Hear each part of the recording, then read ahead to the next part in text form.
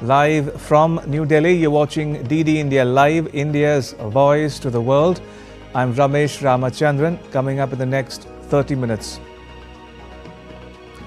India's Prime Minister Narendra Modi launches the UN International Year of Cooperatives 2025, says cooperatives can give new energy to global cooperation. India's External Affairs Minister S. Shanka tells a conference in Italy that connectivity will be at the core of India-Mediterranean engagement. And in cricket, Captain Jasprit Bumrah steers India to its biggest test win on Australian soil.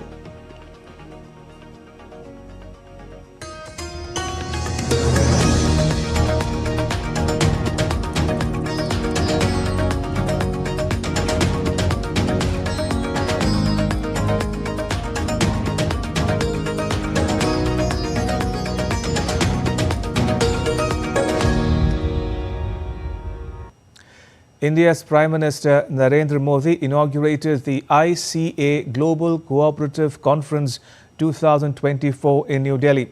Cooperatives build prosperity for all is its theme. The Prime Minister also launched the UN International Year of Cooperatives 2025, which has Cooperatives Build a Better World as its theme.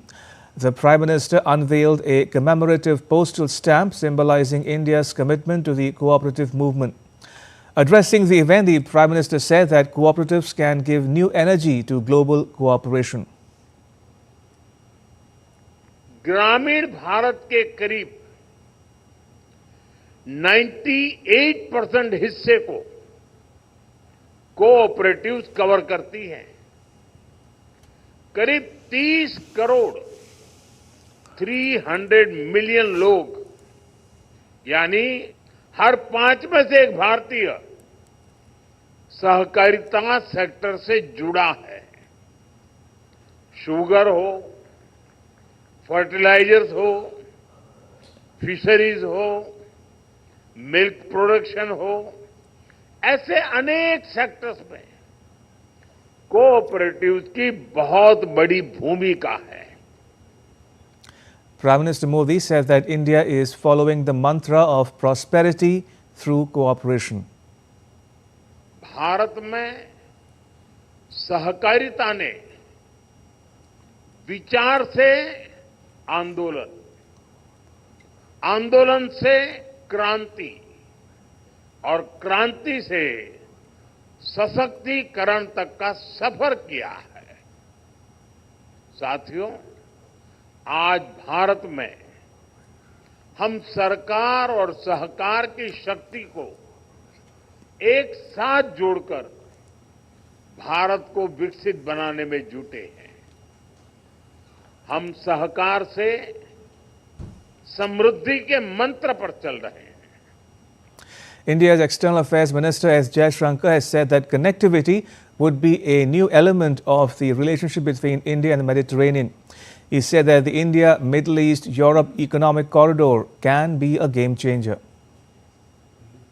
The IMEC, the India-Middle East-Europe Economic Corridor, that was announced in September 2020, can be a game changer. The conflict underway currently in the Middle East has undoubtedly been a major complication, but it is proceeding, the IMEC is proceeding ahead on the eastern side, especially between India and the UAE and Saudi Arabia.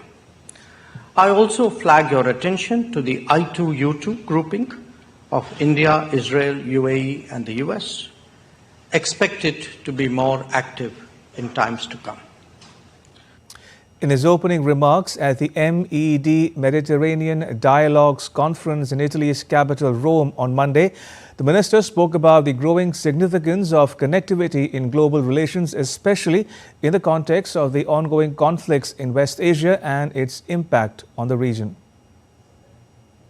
India unequivocally condemns terrorism and hostage-taking. It also regards large-scale civilian casualties in military operations to be unacceptable. International humanitarian law cannot be disregarded. In immediate terms, we should all support a ceasefire. India has also extended relief directly and through UNRWA. India's External Affairs Minister S. Shanka met with his British counterpart David Lamy in Rome on Monday. Minister Shanka appreciated the enduring momentum in the India-UK Comprehensive Strategic Partnership. Along with ongoing developments in Indo-Pacific and West Asia, the two ministers discussed cooperation in technology, green energy, trade and mobility. Minister Shanka is on a 3-day visit to Italy, where he will also take part in the outreach session of the G7 Foreign Ministers meeting. The winter session of India's Parliament commenced on Monday but faced early disruptions, leading to the adjournment of both the Lok Sabha and the Rajya Sabha. The lower house, or the Lok Sabha, was adjourned minutes after Speaker Om Birla read the obituary references and the House paid tributes to the departed souls. Opposition members also created ruckus in the Rajya Sabha, demanding a discussion on the Adani indictment issue, leading to adjournment. Both houses will remain adjourned till 11 a.m. local time on 27th November.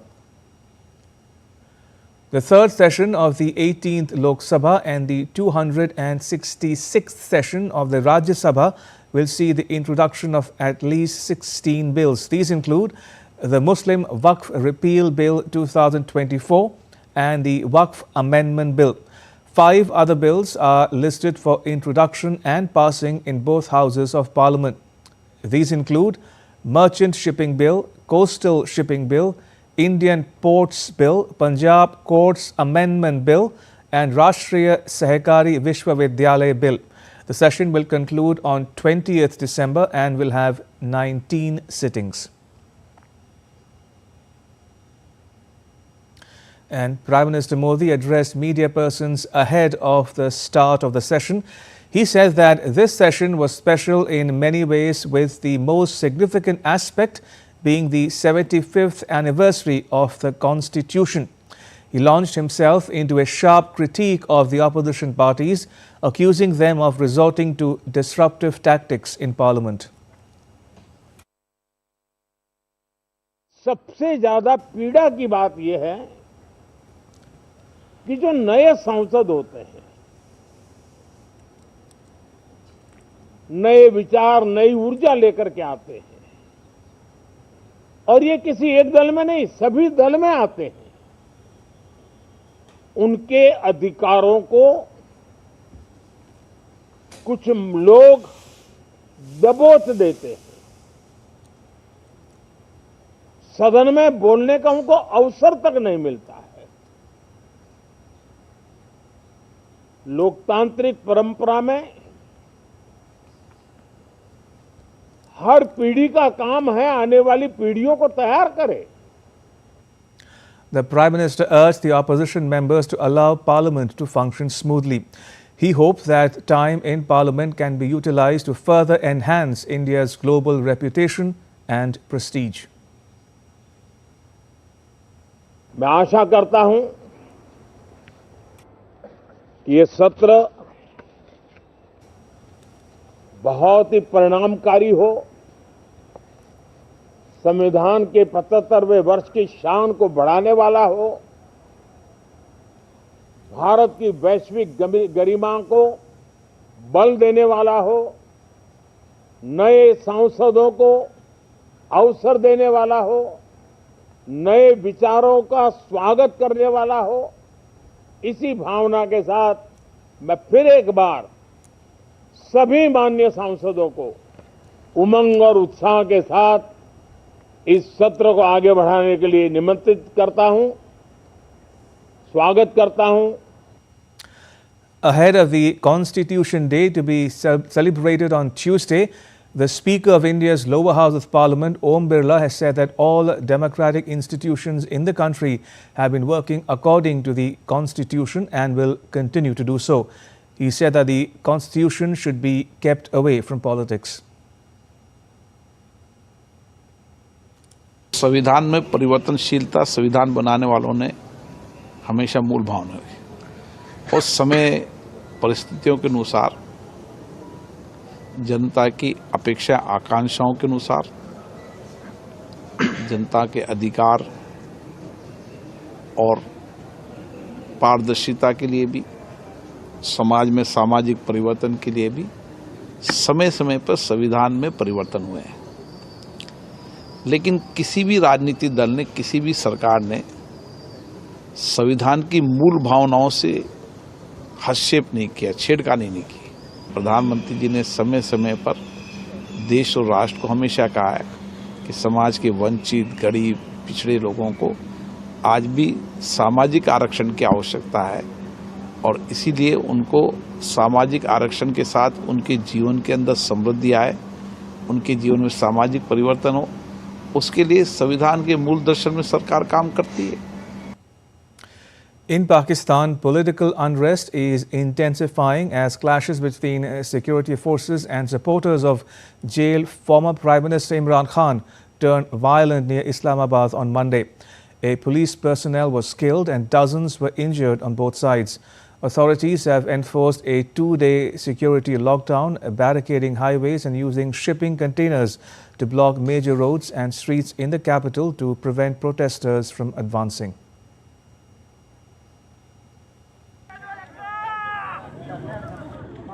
These are the latest visuals from northwestern district of Attock in Pakistan, where police fired tear gas on Monday as they clashed with supporters of jailed former Prime Minister Imran Khan, who were protesting for his release and marching towards the capital Islamabad. We have travelled from Kohart to take stand on front lines. Where are we braving intense shelling? We won't go back, God willing, until Mr. is released and all our demands are met.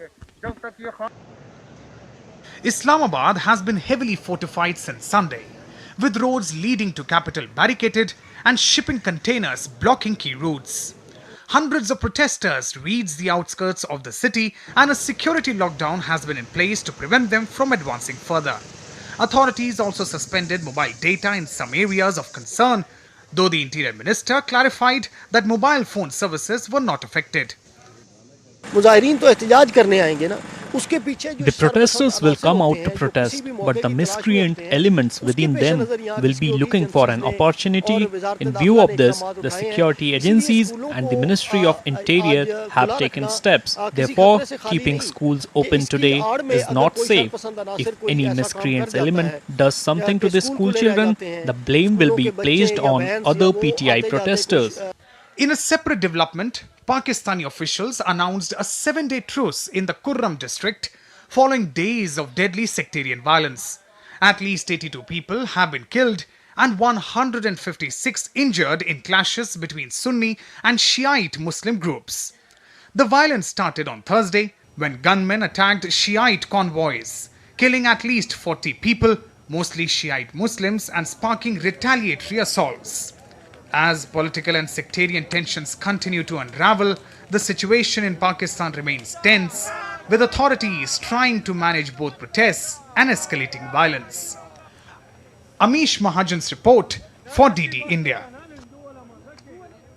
A Russian missile attack on Odessa in Ukraine on Monday damaged residential buildings and injured 10 people. Ukraine said that the attack damaged cars, a school and a university gym. Meanwhile, Russia is making territorial gains in eastern Ukraine and launching missile attacks on distant cities. In Ukraine's eastern city of Kharkiv, a Russian missile injured at least 23 people and damaged about 40 buildings. Still to come on DD India Live. UN chief slams landmine threat days after US decision to supply Ukraine. And a petition calling for a fresh election in Britain gets more than 2 million signatures after US billionaire Elon Musk voices support for it.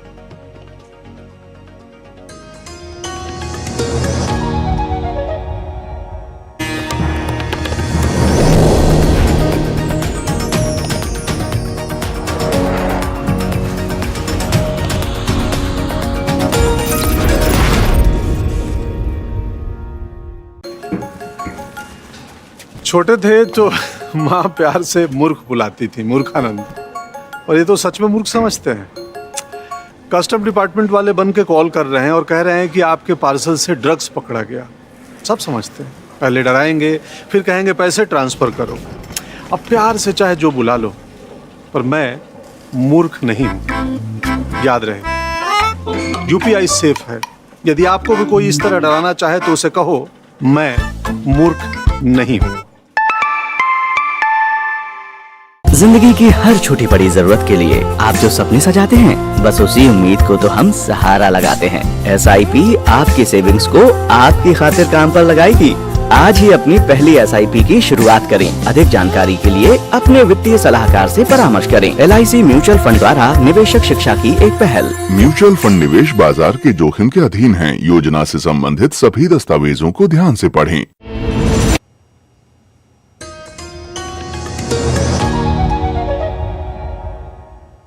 You're watching DD India Live. I'm Ramesh Ramachandran. Prasar Bharati's CEO Gaurav Dwivedi and RailTel's chairperson Sanjay Kumar jointly launched the Freedom Plan on rail via broadband in New Delhi on Monday. Freedom Plan is an OTT bundled home internet offering priced at Rs 299. This plan includes access to Prasar Bharati's new OTT platform called Waves, along with 9 other premium OTT services. During the launch, Gaurav Dwivedi said the Waves OTT platform reflects Prasar Bharati's goal to bring seamless connectivity and premium entertainment for millions of people across India and for people around the world. The objective essentially is not technology.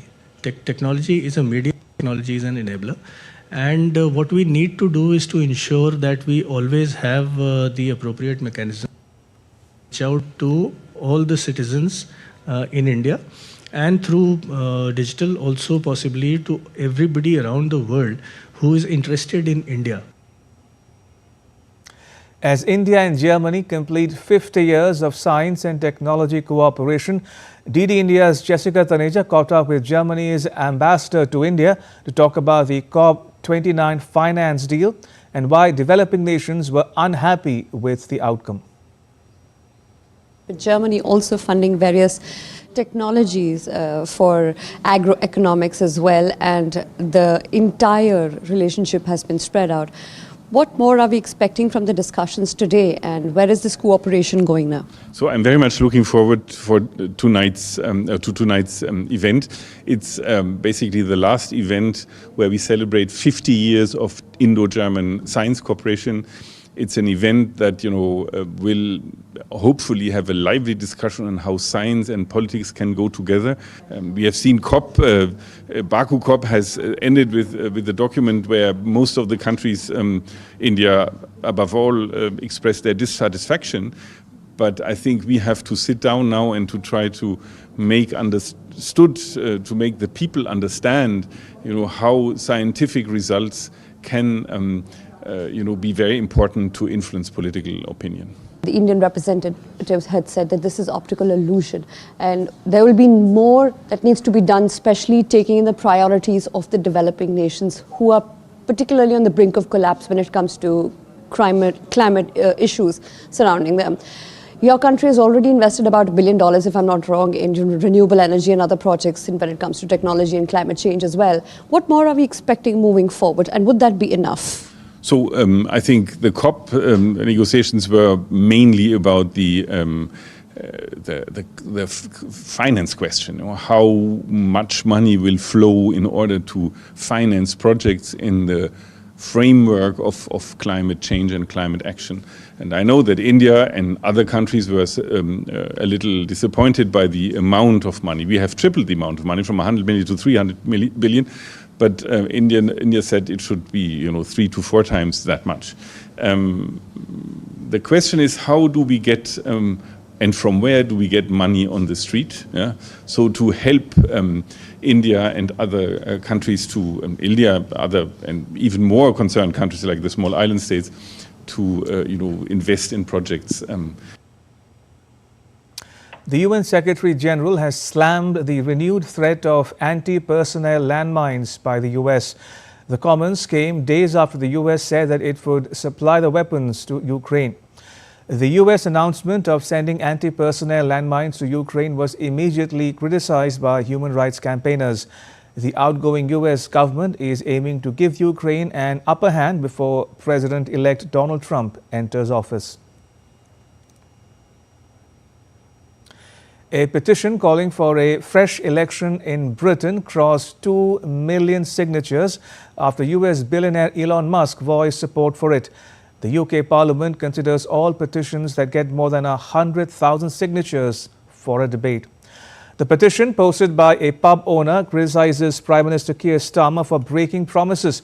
It's gained more than 100,000 signatures per hour since Musk's endorsement on X, where he described the UK government as a tyrannical police state. The opposition Conservative Party views the petition as a sign of anger over Labour's alleged lies. But the government has dismissed the petition. Its growing support is causing concern on Downing Street.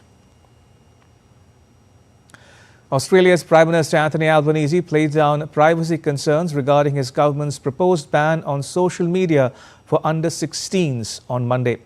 Albanese said that firms would be required to destroy personal data used to verify ages of a user. The laws would impact Meta's Instagram and Facebook, ByteDance's TikTok, and Elon Musk's X and Snapchat. The platforms face fines of up to $32 million for failing to comply with the legislation. Because we're doing more than setting a new minimum age of 16 for social media, we are setting a new community standard, making it clear that social media companies have a social responsibility, and sending a message to all those mums and dads who are worried about the impact that social media is having on their children's well-being, their mental health, their confidence and their sense of self. That message is simple. We are on your side. We've got your back. In Bangladesh, Chinmoy Krishnadas Brahmachari, a spokesperson for the Bangladesh Sammilita Sanatani Jagran Jyote and an advocate for minority rights, was arrested at Dhaka airport. Police confirmed his detention, citing a complaint, but details of the allegations remain unclear. His arrest follows recent public rallies in Chittagong and Rangpur that drew significant attention. Notably, a sedition case was filed against him and others in October for allegedly hoisting a saffron flag above Bangladesh's national flag during a rally. The case has sparked intense debate in Bangladesh's socio-political circles.